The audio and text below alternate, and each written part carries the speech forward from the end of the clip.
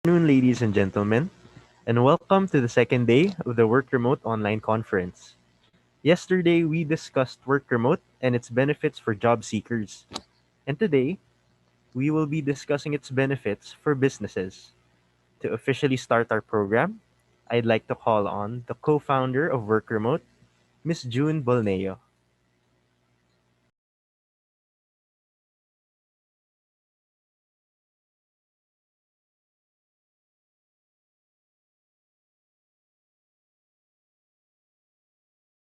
Good afternoon, everybody. Welcome back.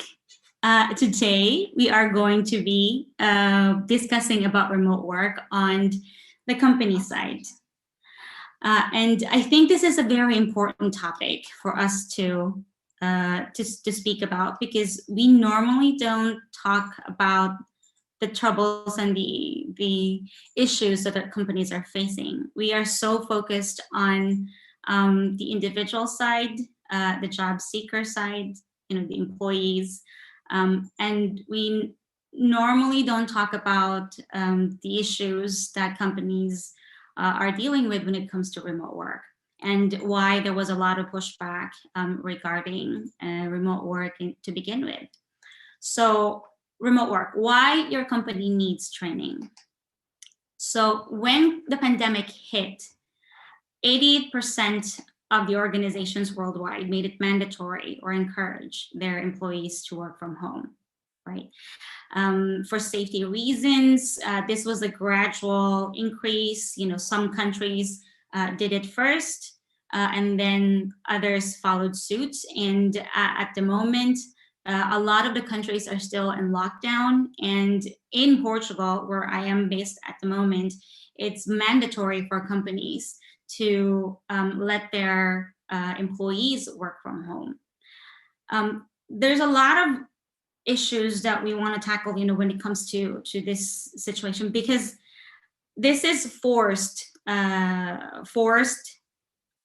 working. This is not the normal remote working setup, and most of the people were not trained to do it. Most of the people do not know how to do it, and so we are now slowly realizing that there is a lot of issues around it, like isolation, mental health, burnout. So the reason why we want to see this from both sides, from the company side and the individual side, is that what are the other things that we are also facing aside from those issues are decreasing performance and the low trust when it comes to management. How are they reaching out and making connections and building trust with their employees? And that's what we want to go ahead and focus on this today. Right. So here are some statistics. So Buffer normally does their state of remote work every year. And last year, they did their survey and they've gotten back with these data. So what's your biggest struggle with remote working? So they surveyed thousands of remote workers, so people who are currently working remotely. And these are the problems that they are facing. So collaboration and communication is number one in there, right? And if you are familiar with, or if you have gone through our course, we've actually mentioned that communication is the number one priority. That's just like a number one in your toolkit. The skills for communication should be there. And there's an entire module for communication because this is so important when you are working remotely. This is good communication within an organization, within a company, is what enables you to be able to work remote seamlessly. Second is loneliness and isolation. This is kind of a slow burning candle when it comes to remote working. For us who have been working remotely for years now, we realized this way back. And the first few months that you are working remotely is the honeymoon phase, and you will probably be like, oh, this is so great, I can work in my pajamas and it's okay for me to work anytime, or I can work in the kitchen, I can work wherever it is.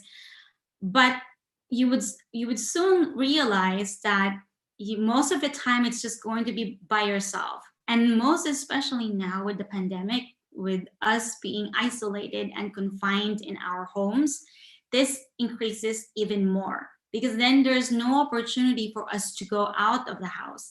Most remote workers don't really work from home 100% of the time. We go out, right? We make an effort. It's more intentional for us to go out, but we do go out. And so for myself, I actually work in libraries, and remote workers are also struggling during this time in the pandemic, because then we wouldn't be able to go to co-working spaces, we wouldn't be able to work in cafes and whatnot. So loneliness is actually number one in there. However, of course, because we are ahead of the curve, this is something that we already know how to deal with, or at least we have some coping mechanisms on how we handle isolation and loneliness, because we have been working remotely for a while now. With the people who were forced to work remotely during the pandemic, they don't have any coping skills yet because they didn't kind of expect this to happen. They were kind of forced and pushed into working from home and by themselves. So this is a real struggle for them. So not being able to unplug is also another thing that is very common for remote workers, new for people who are working remotely, recently newbies. Um, that's because your days, your working hours, and your personal time bleeds into, there's no clear distinction, and you're the one who needs to set boundaries. And sometimes, setting boundaries for yourself is the hardest thing to do. In a regular work setup, this is very easy because your environment sets the boundaries for you. For example, you get up in the morning, you take a shower, you endure traffic to go to work, and this preps you that this is work time, right? So now it's switched, it's work. And then when you go home, you close everything, you leave the office, you endure more traffic, and then you finally get home, and then you can go ahead and relax, right? However, with working from home, there is no such thing. There is no boundaries between these areas, and you have to set them yourself. If you are not used to setting boundaries yourself, like you are the ones who are blocking your hours or blocking your time, then this is going to be really difficult for you to unplug, right? So you would be working at 9 p.m. and it's still, it's the same place. It's going to be, whether it's going to be in your kitchen or in your couch or wherever it is that you are working, it's the same, and it blends all in. And and that's very difficult, because then you don't know, it's either you don't know how to turn yourself on to work mode and when to turn off. So this is why we think that retraining employees and retraining people how to set these types of boundaries is necessary. It seems very common sense, but it actually not so common, because as a society, this is how we were trained. You wake up in the morning, you go to school, you do all of your classes, and then you go home after your school. This is how we were kind of manufactured. This is how we were trained from a very young age up until college, and even after college when we go to work. So how do you do that? How do you train yourself to set boundaries when all of your boundaries were set for you? They were set by your environment. And that's why it's necessary for us to do the training. Distractions from home, being in a different time zone and teammates, these are all like very much like, they are very common as well, but not as deterrent or as important as communication, loneliness, and being unable to unplug. This all bleeds into the other struggles of most people, especially with workers or with individuals, or that are working from home and they have their families, they have kids. It's very difficult for you to say to your 3-year-old that like, I have to work, this needs to be done. It's very difficult for us to be able to box in work time and personal time and family time every time. So And like I said, if this is not something that you're used to, if you are used to sending your kids to school and or to daycare, or you or somebody at home is taking care of your family where you are at work, and then now they're all mushed together, how do you even deal with that? Like, some people don't even realize that taking care of their kids, taking care of our kids, is a full-time job, right? And that's why we send them to school, because then we have teachers that we pay for or the government is paying for. If it's public school, who does the job, who does that job for us? It's a full-time job to take care of kids. So, and now that you are at home, you are doing two jobs. You're doing taking care of your family, and you're also working for a company or for yourself or whichever. So there's like two jobs, all at the same place, and it also is the same place where you are living and supposed to be your downtime and your personal time. It's all mixed into one. So this is a real struggle for most new remote workers. Now, this is like, what is your place stands in remote work? So they've surveyed people last year. And it's kind of funny because we, as remote work advocates, we have been following Buffer's state of remote work throughout the years. They've started about 2 or 3 years ago, 2007, when they started to do the state of remote work. And this basically has changed from that time, wherein most of the people were pro, fully remote. And now there's a big change wherein people actually wants to do part-time. Part of the team is full-time remote and part of the team is in the same office, or there's a mixture. Like they would prefer to be a hybrid instead of a fully remote company or a fully remote team. They want to be in a hybrid setup rather than to be all remote and at home. And that's because of the current situation right now. I mean, you probably relate remote working to working from home, which is actually not the case. So remote work, as we've discussed yesterday, remote work is not a place, it's not a location. Remote work is a way of working. It just so happened that we have a pandemic going on at the moment, and the only place that you can work from is from home.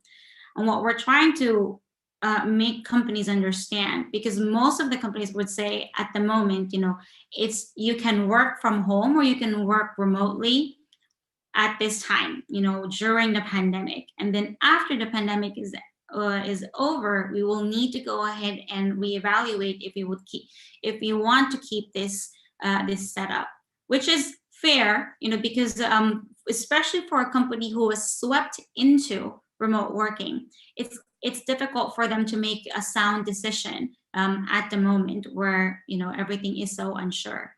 And with regards to going hybrid, to be honest, and this is based on the many reviews and feedback of different remote companies or hybrid companies, it's more difficult to implement than going all remote. It's actually better for you to go all the way. You just go remote first, and then you can give the option to people to choose whether they want to be in the office or not, right? So at the moment, we have, and I believe this is also the case in the Philippines, where in most, it's a split between people in the office and people at home. And just to give a review of what we have talked about, remote working or remote work is a working style that allows professionals to work outside of a traditional home office. And this is what we want to embed. We want to keep repeating this to people, to individuals, and to companies as well, that you sending people home is they are working remotely, but that's not necessarily the case. The remote work is a style, it's a setup, it's a method that you implement, and people, once it's implemented, people can go ahead and choose where to work, whether they want to work in a co-working space or in at home or even in your office. It should be, it should be blended. It's like it should, the office should be just another location where people can work from. So this is an insight from the Buffer state of remote work, the report that we have just reviewed earlier.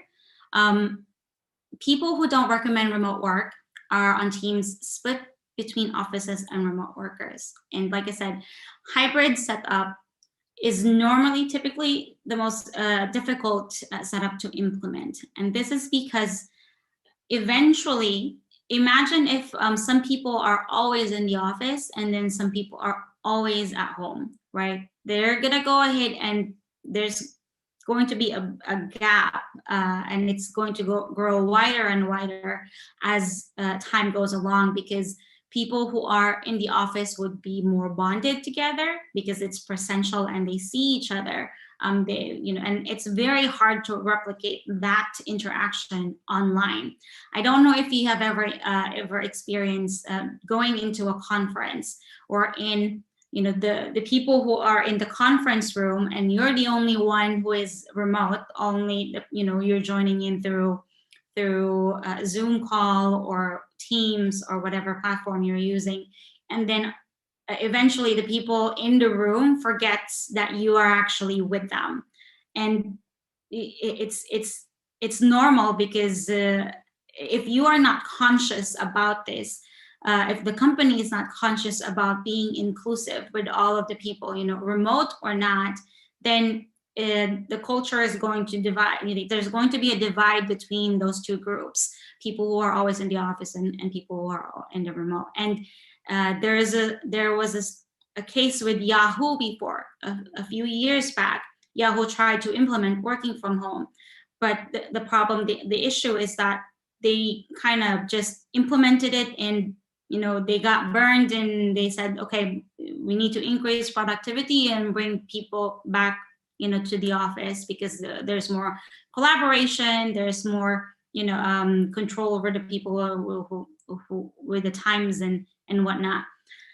So what did they do wrong in that situation? So if they didn't go remote first, right, wherein everybody was remote, and or by default they were working from home and they have an even playing field, everybody was trained how to communicate well, they did all of their uh, training with the managers and training with the individuals, then maybe they would have been able to prevent that. Because if you just give people laptops and send them home and say, hey, you're working remotely now, chances are the success rate is going to be bad, right? Because of the many factors that we've talked about before, like setting boundaries, good communication. And there's also a lot of other underlying issues in there that we will touch on a little bit. But yeah, so this is the reason why most companies that go remote, if they don't implement it properly, most likely they will just revert back to going to the office. They're just going to go back to the office because they said, oh, we tried it, it didn't work, we didn't like it. So let's just call everybody back to the office, right? And they don't, and they didn't realize that there were a lot of underlying issues why that didn't work. So the pushbacks that we are normally getting are from managers. So 40% out of the 215 supervisors and managers that the Harvard Business Review surveyed, and this was last year, April of last year, had very low trust when it comes to performances for remote workers. So as you can see, they are like hovering towards in the same level. But basically, they have very low confidence of the ability of remote workers to perform well when they are working from home or where they're working away from the office. And our deduction when it comes to this is because managers weren't really trained to manage people remotely. So like going back to what I was talking about before, we were trained by society to be in the office, right? And so most of our managers at the moment only knows how to manage people in the office. And what it does, remote working, what it does is it amplifies whatever issues that you have in the current office right now. So let's just say you have issues with how you store your resources, your files, your documents, and whatnot. In the office, it's very easy for you to just go to someone's workstation and just say, hey, Jill, do you have this paper, blah, blah, blah, stored somewhere, right? That's not going to be as easy as it was, I mean, it is in remote. And, you need to have like some sort of autonomy in people so that you're not always asking people where things are. You need to have systems in place so that you can have your employees work independently on their own. They're basically self-managed, and you as a manager is just there to make their lives better or their work better, right? Rather than just micromanaging everything. And typically, what's happening now with companies is that we are micromanaging people who are working remote because we don't trust them. So there's a lot of time tracking. There's a lot of people who like doing screenshots and whatnot. Making sure that people are working when they're supposed to work. And this is more towards because we have low trust or low confidence that they will be able to do their job without you hovering in their shoulder. So how do we resolve this? If we are able to, managers basically has the responsibilities as well and reports to fill out and do presentations and whatnot to their bosses. And what managers need to do is they need to be able to measure performance without the need for them to see the person in person. They don't need to see them typing away in their keyboards to know that they're working, right? So they need to learn how to be able to do that by setting out KPIs, by setting out goals, and giving out clear tasks and measuring results. So most companies, most remote companies are result oriented, and our performance are based on results. And if you are just clocking in and clocking out every time you go to the office and your manager thinks that you're working just because you're in front of the computer, then that's not how you manage performance, right? Then you're just like a man in the office or a woman in the office, if that's the case. So what we propose is that managers should also take this training so that they could increase their trust and their confidence in their employees. So as we have spoken, working from home is not remote working. It just so happened like it's remote work is not a location. It just so happened that you are replacing the office now at home. So instead of in the office, you're actually working, from your couch or from your kitchen or from your home office. So we want to keep repeating this. Remote work is not a location, it's not a place. It's a way of working. So just to give an overview for those who didn't attend yesterday's talk, and also for companies who are thinking of going remote, there are different types of remote companies. So we have the all remote, which is remote, everybody is remote.